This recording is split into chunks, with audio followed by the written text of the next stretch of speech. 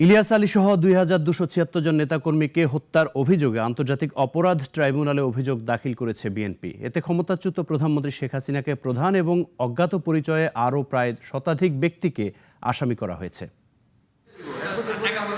বৃহস্পতিবার আন্তর্জাতিক অপরাধ ট্রাইব্যুনালের চিফ প্রসিকিউটর কার্যালয়ে আলাদা দুটি অভিযোগ দাখিল করেছেন দলটির মামলা সংগ্রহ তথ্য সেলের সমন্বয়ক, বিএনপির কেন্দ্রীয় কমিটির সদস্য এবং গুম খুন মামলা বিষয়ক সমন্বয়ক মোহাম্মদ সালাউদ্দিন খান। আন্তর্জাতিক অপরাধ ট্রাইব্যুনালের চিফ প্রসিকিউটর কার্যালয়ে এ অভিযোগ দাখিল করা হয়েছে।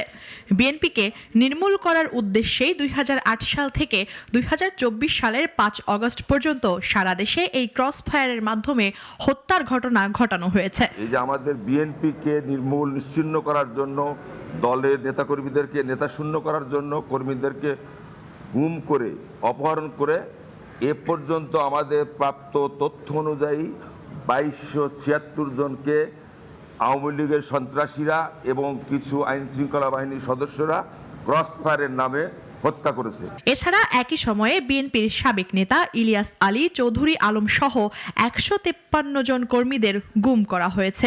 গুমের এসব ঘটনায় আলাদা অভিযোগ দায়ের করা হয়েছে বলে জানান তিনি। আমরা সুনির্দিষ্ট অভিযোগ প্রধানমন্ত্রী সহ সংশ্লিষ্ট যারা আইন শৃঙ্খলা জড়িত আছে তাদের সহ এবং আওয়ামী লীগের যারা সন্ত্রাসী তাদের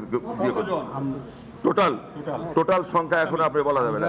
আমরা আসামির সংখ্যা উল্লেখ করেছি, নাম দিয়ে দেওয়ার করে দিয়েছি। এটা আমার গোপন আছে, এটা আমরা বলবো না।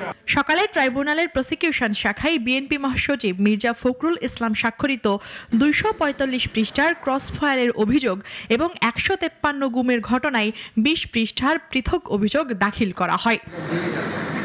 মুনিয়া চৌধুরী, নাগরিক, ঢাকা।